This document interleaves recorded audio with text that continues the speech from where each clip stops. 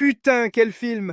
Quand j'ai entendu parler de Mad Max Fury Road, je me suis dit que ça allait être quelque chose de pétaradant, surtout avec tout le bruit qu'il faisait à l'époque de sa sortie. Je veux dire, à l'heure où tout le monde squatte des films de super-héros avec des effets spéciaux à gogo, il faut un bon paquet de couilles pour revenir à l'essence même de ce qui fait un bon film d'action. Je m'attendais à un véritable festival de cascades, une ode à l'apocalypse, le tout servi avec une dose d'humour noir, comme un bon vieux Belmondo dans ses plus belles œuvres. Et là, je ne suis pas déçu, croyez-moi. L'atmosphère de ce film, eh bien, c'est une claque dans la gueule. On est dans un monde post-apocalyptique où la Terre est un désert brûlant. Un décor à la fois désolé et fascinant. Les couleurs sont pétantes, presque surréaliste, comme une peinture de Dali, mais en version bourrin.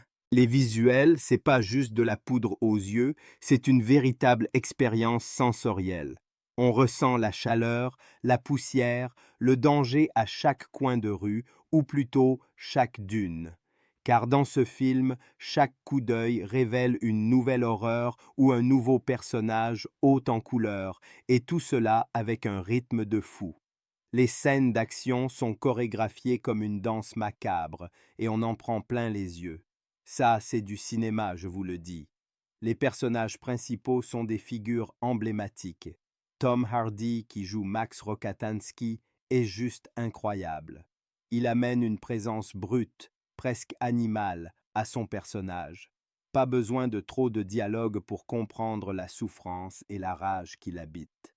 C'est un peu comme le Belmondo des années 70, mais dans un monde où les voitures ont remplacé les femmes dans leurs désirs. Puis on a Charlize Theron dans le rôle de Furiosa, qui sans l'ombre d'un doute vole la vedette à tout le monde. Elle a cette force, cette détermination qui la rend presque mythique. Autant vous dire qu'elle n'est pas là pour faire de la figuration. Elle incarne une héroïne badass, comme on en voit rarement au cinéma, et ça fait du bien de voir une femme qui ne se laisse pas faire. Ces deux-là sont entourés d'une galerie de personnages aussi mémorables qu'un bon vieux film de gangsters français, avec des acteurs qui portent leur rôle comme un costume sur mesure. Il y a aussi Immortan Joe, joué par Hugh Keys Byrne, un méchant charismatique à souhait. Ce type est un symbole de la décadence du pouvoir, une figure inquiétante mais fascinante. On dirait un mélange entre un dictateur fou et un homme d'affaires à la Belmondo, prêt à tout pour conserver son empire.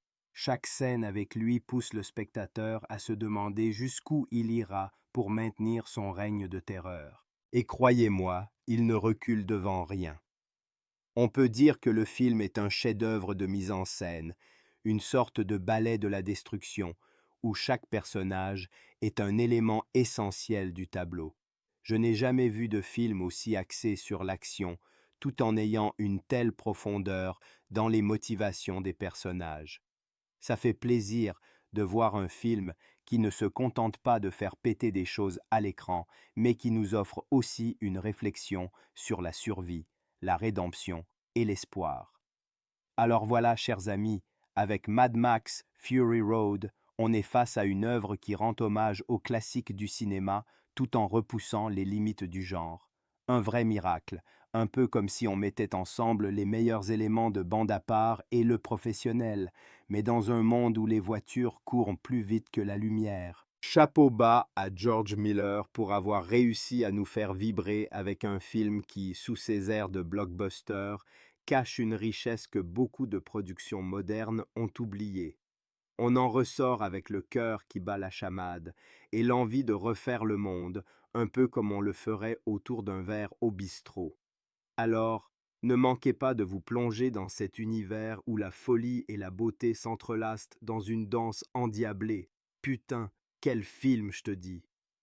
Mad Max, Fury Road, c'est pas juste des explosions à gogo et des bagnoles qui crissent. C'est une vraie réflexion sur la survie, la rédemption et la lutte contre l'oppression. On commence avec Max, interprété par Tom Hardy, qui est un peu le héros désabusé du coin. Ce gars-là, il n'a pas le temps pour les blagues. Il est torturé par son passé, hanté par des fantômes qui lui rappellent ce qu'il a perdu. Une première scène qui te met dans le bain. Max, enchaîné, traîné comme un animal, se retrouve capturé par une bande de sauvages dirigée par le terrible Immortan Joe. Dans cette société post-apocalyptique, tout tourne autour de l'eau et du contrôle, et Joe, lui, il a tout. Et là, bam! On découvre Furiosa, jouée par Charlize Theron, qui est tout simplement une badass. Elle se tire d'une main de fer avec un plan audacieux. Aider les épouses de Joe, des nanas réduites à l'état d'objet, à fuir vers une terre promise. Chapeau bas à la réalisation. Cette femme est un vrai vent de fraîcheur dans un monde de poussière. Elle se bat avec un courage et une détermination de feu. Les scènes de poursuite spectaculaires en formation, avec ce camion de guerre qui fend l'air tel un dragon, sont juste de la folie pure. On est sur le fil du rasoir, et chaque seconde compte. Alors, on a Max qui, au début, n'est pas vraiment du genre à jouer les héros, mais il finit par se joindre à Furiosa dans cette quête. Leur première rencontre est explosive. Tu sens la méfiance, la tension palpable. Mais au fur et à mesure des scènes, ces deux-là forment un duo terrible. La première grande bascule, c'est quand il décide d'aider Furiosa au lieu de se barrer en solo.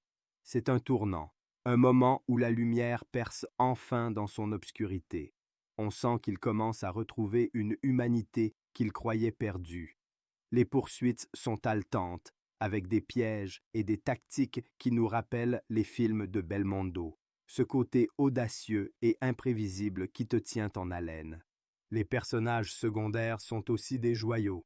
Les War Boys, ces gamins transformés en guerriers fanatiques, sont à la fois fascinants et effrayants. Le personnage de Nux, interprété par Nicholas Hoult, me touche particulièrement. Ce mec, au début, il est prêt à sacrifier sa vie pour Joe, mais au fond, il cherche juste un peu d'acceptation. Quand il réalise que la rédemption est possible, on a envie de lui crier « Vas-y mon gars, cours vers la lumière !»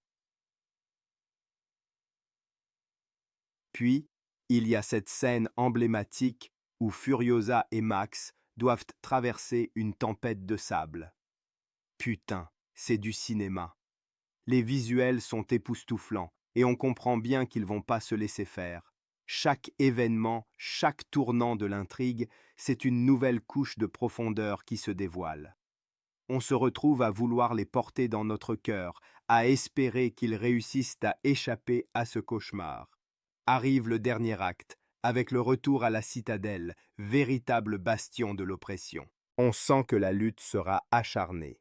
Max et Furiosa, avec l'aide des rebelles, s'engagent dans une bataille épique. C'est ce qu'on attend d'un film d'action. De l'adrénaline, des retournements de situation, et là, tu as tout ça et bien plus encore. Les sacrifices, les pertes et les luttes se succèdent, et tout cela est enveloppé dans un message d'espoir et de résilience. À la fin, lorsque les épouses prennent le pouvoir, c'est un moment de pure jubilation. Max a retrouvé sa voix, sa place dans le monde. Ce n'est plus un homme seul, mais un symbole de lutte.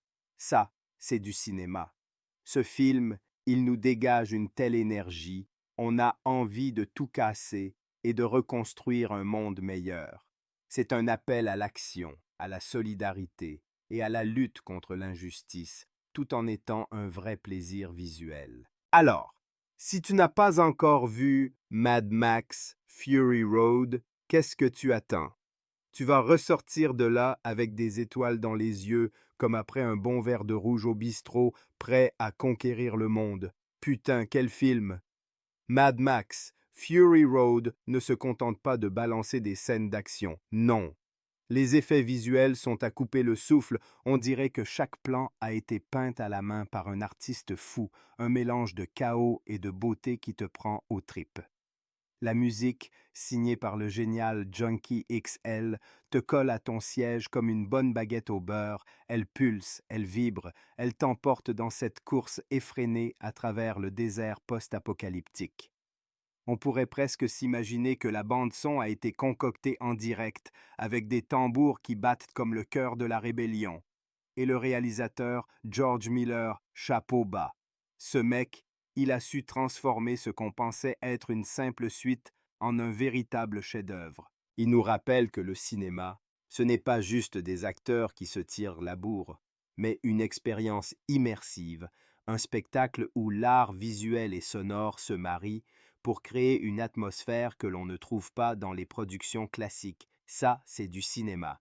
Ça te fait penser à des films comme Le Professionnel de Belmondo où chaque action est stylisée. Mais ici, on pousse le bouchon encore plus loin avec une adrénaline qui te colle au plafond. Ce que j'ai le plus aimé, c'est la manière dont le film arrive à mettre en avant des personnages féminins forts, comme Furiosa, qui n'ont rien à envier à ces héros classiques, des vrais badass qui peuvent faire trembler la terre. Les scènes de poursuite sont dignes des plus grands moments du cinéma d'action, avec une créativité débordante qui n'a pas de prix. Et puis, bien sûr, ce mélange de folie et d'absurdité, comme ces guérites sur roues avec des guitaristes qui balancent des riffs pendant que les voitures s'écrasent, ça m'a fait sourire. Qui aurait cru qu'on allait voir ça un jour? On touche à l'absurde, c'est sûr, mais c'est tellement bien foutu qu'on ne peut que se laisser emporter. En conclusion, Mad Max, Fury Road n'est pas qu'un film, c'est une expérience, un cri de rage, une ode à la liberté et à la survie. Si tu veux une leçon de cinéma, une bonne grosse dose d'action et de réflexion sur notre monde, va le voir. Tu repartiras avec des images plein la tête, comme un bon souvenir de bistrot et un sentiment d'euphorie, prêt à lutter contre l'injustice et à embrasser la vie. Ce film, c'est une claque, un chef-d'œuvre qui remet les pendules à l'heure. Alors, lève ton verre et dis avec moi, à la furie et à la liberté.